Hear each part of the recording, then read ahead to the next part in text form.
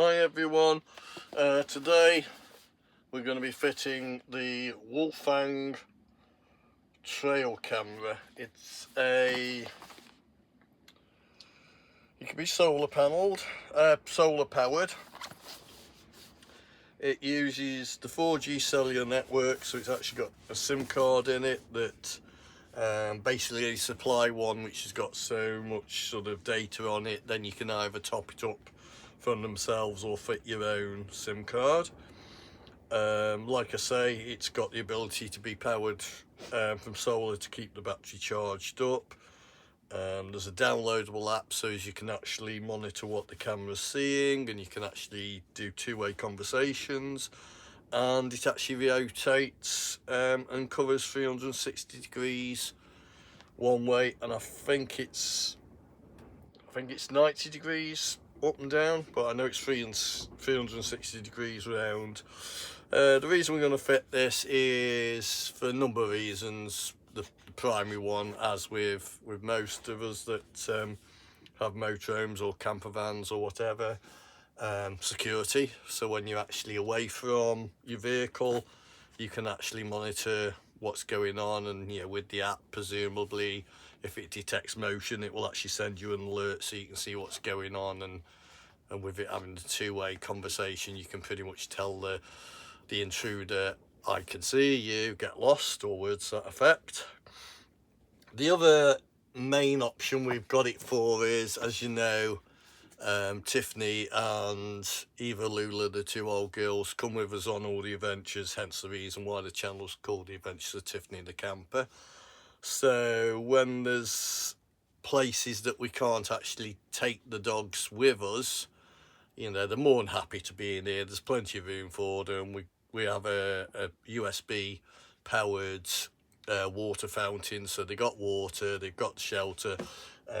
This bed is normally in the made up position, so there's tons of room underneath, so they're sheltered. If it was a hot day, we've got a fan extractor at the back of the motorhome. We've got fans in the cab, so we could actually pull air through the system. We can have the windows slightly open on the latches, so people can't, in theory, get in now unless they start poking the latches. Pardon me. So yeah, so it covers that event, that if we can't actually take the dogs with us, we can actually keep a good eye on them. We can talk to them if they're getting distressed. Eva and Lula pretty much just curl up and go to sleep. Tiffany tends to take up prime position on the driver's seat, and for all we know, she probably potentially plays honking the horn at people while we're away. So this is the great unboxing. We've not opened it up before, so we don't even know what's in here. So let's have a look. Video we eat now. So nice little flap at the top, giving you the support line. 24/7 online service, so that's presumably it's either an email or a website. 365-day hassle-free warranty, makes things right within 2 working days. There's a WhatsApp group. It pretty much tells you what the process is if you do have to sort of get in touch with them, whether to make a complaint or if there's an error. You've got the good old QR codes, one for customer service and one to download the app. You've got tips on how to actually warm the camera system up. First thing of course is recharging the batteries. So open the box up a little. What's on those? FCC compliance, and basically don't let children play with them. So there's a user manual. There is a position sticker, so presumably you stick that where you want it, drill the holes as per the little diagram on the sticker, and then presumably screw everything together. The FCC compliance stuff in various languages, and this is the SIM card. Yacht Club, Europe and UK, 30 plus European countries covered. So there's 300 megabytes trial plan on it, which is first activation comes with 300 megabytes valid for 30 days. It runs on the 5G network. It's a nano SIM card, and you can actually scan a QR code, enter the SIM card's number, and you can actually pick a plan to run it, or like I say, they're more than happy for you to fit your own SIM. So obviously the system isn't tied down to a particular server. Right, so next out the box we have got what I presume is a solar cell. It is. So before removing this label, please make sure everything's ready. So reasonable size solar cell.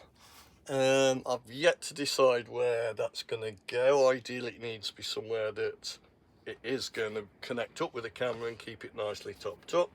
So that's the solar cell.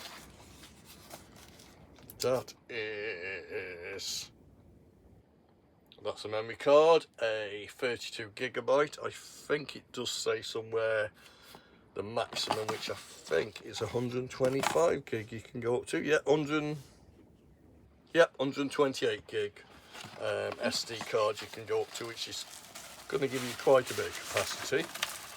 Okay, so what's in the little bag? I'm guessing this is the mounting plate, hence the positioning sticker, and it's got a nice big up, so we hopefully won't get that wrong. Ooh, and then the boy himself. The actual camera. This is the actual camera. It's got your little antennae on. As you can see, it's quite a chunky boy. It's got PIR.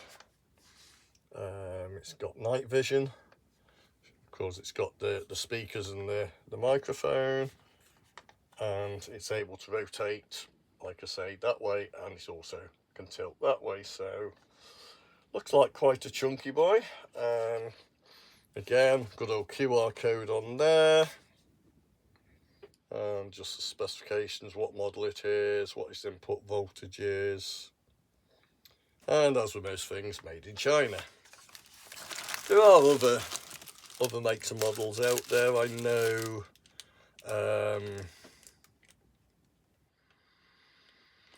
oh gosh, I can't just remember, but I know quite a few people have fitted a similar system, different manufacturers, different price ranges. This was quite a reasonable price, off of Amazon. I think there was quite service code for where, I haven't got a clue what it is. There was quite a few over £100. Yeah, like this one's actually come in just under 50 quid. Sometimes it is a case of you pay what you get, but we're hoping that with all the reviews being so positive, I'm not quite sure why we've got a strap, but I dare say that will come in handy. That is your charging cable to actually charge it up off USB, presumably for first use. Screws and good old raw plugs to actually fit the carrier plate, and then a little sticker with a QR code on. Save this code for where? I'm guessing that's a Chinese translation for something. Presumably that's for things like the warranty or any sort of errors or stuff that you need to contact the company for. So that's pretty much what's in the box, empty box to prove it. Looks like that's the mount for the solar, again with 3 screws and 3 raw plugs in.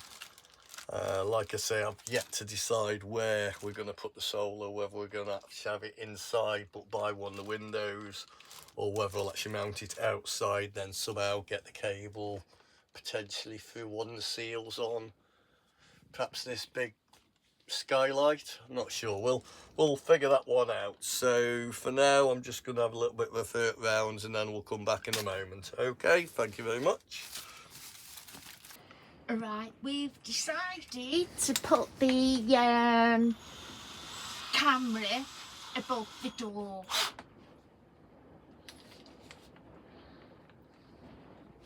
Chrissy's put the sticker on. Now he's drawing devils.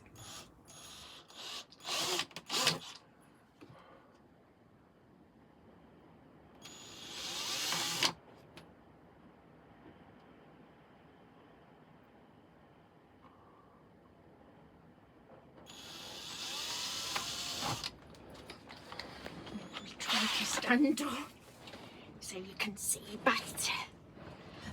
Right.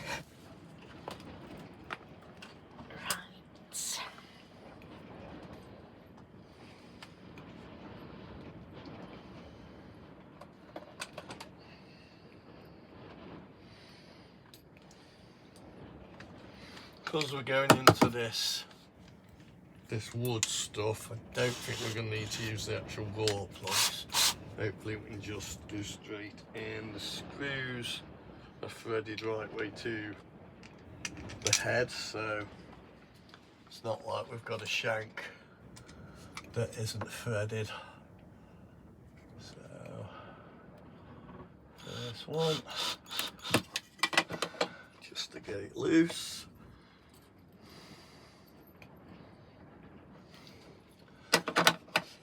Next one, oh look at that, perfect.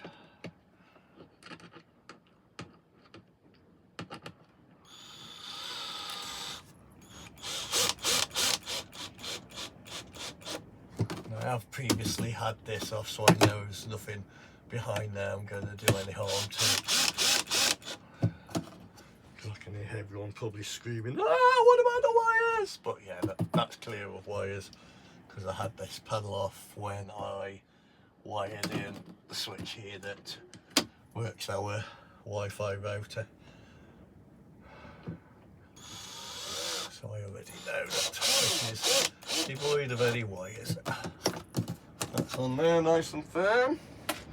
So, next thing is the camera fits into there. He says, there we go, look at that. We still open that because we can tweak the aerials. So it's still good at the panel. That will then give us the 360. So because that actually sticks quite proud, I think we're going to get a moderate view of the cab if needs be. Again, because it's proud, okay, I know we've got this, but I think we're going to get a moderate view.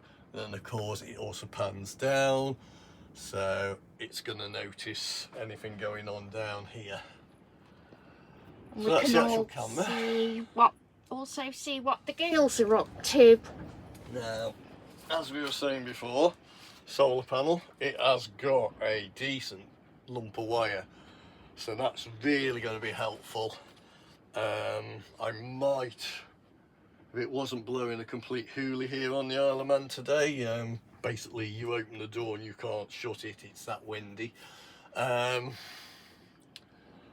This panel, I'm hoping I can fit somewhere on the roof. We've already got, I can't even remember what size array we've got that's running the main charge up of the leisure batteries. Quite a decent size array. I'm hoping this can be tucked somewhere because we have got plenty of space on the roof.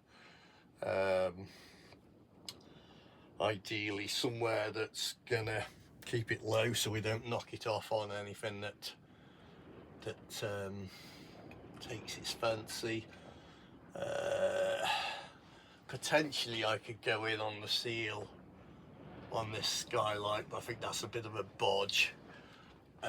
So I might well go into the door frame, well just above the door frame, where I can actually whack a decent lump of sealant, or potentially even go through the roof and mount it under.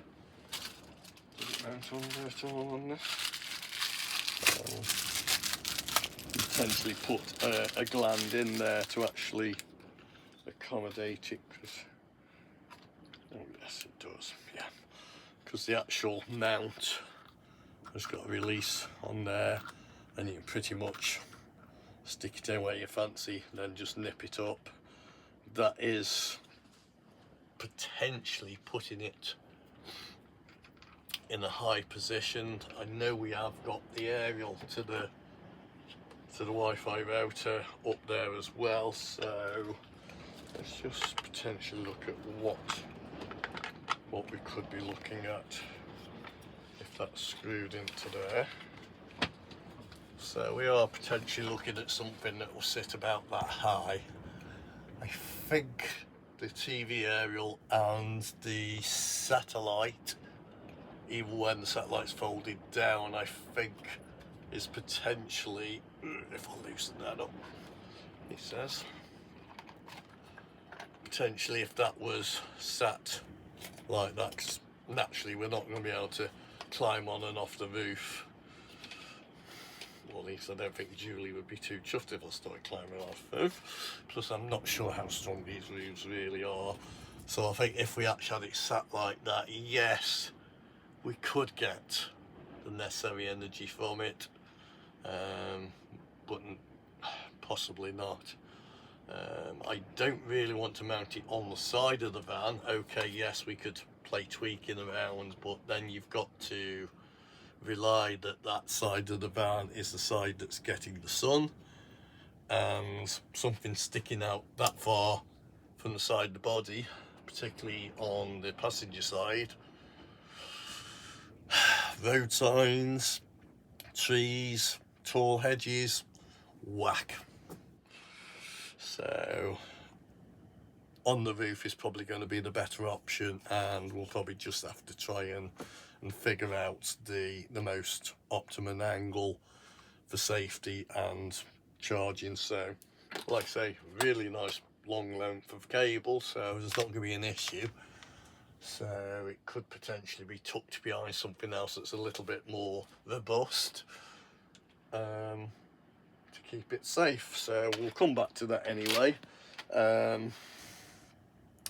Right, now we know the camera fits there nicely. Next thing, let's get it charged up, because we're not going to be able to test it if it's not charged up. So we'll leave it at that point as well, because I'm sure you don't want to see me plugging this into the USB and charging it up. But yeah, so that's the camera position. We've got the habitat door below it. Neither of us are going to clout it. I don't think we've got that many visitors that are going to be 6 foot plus 7 foot type thing, so that's going to be perfect there. It's going to give a good view of the vehicle, and all the best. So we will cut this video at this point now. What we might do on top of this video is actually show you the front fog lamps are fitted on. We can't actually show you the main fog lamps, but we can show you the actual halos, which we have got so that they are on when the ignition's running. I need to double check when we go to Stoneleigh in about a week's time to the festival there. I'm going to have a chat to some people, including Cat from Wandering Bird, because we're going to venture into France for the first time ever. Personally myself, like I think Julie has been previously with other friends and family and that sort of thing. It's my first time ever, and I've heard that they prefer you to have lights on all the time. So like I say, I know Cat from Wandering Bird has gone pretty much everywhere in the world almost, so I'm going to pick her brains at Stoneleigh as to what lighting we do need to have. Hopefully if it's front marker lights, we are now potentially covered without having to constantly put the headlamps on, because we've got two lovely halos, which like I say, we will show you before we head away from the motorhome again. Okay, thank you for now. As promised, that's the halo lights, the fog lamp that you can see.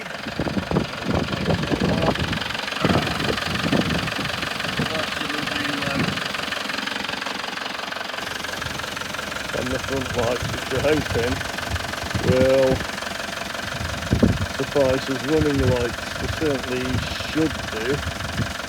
So yeah, that's Tiffany's 3D printed Japanese chin. Quite happily sitting on the dashboard.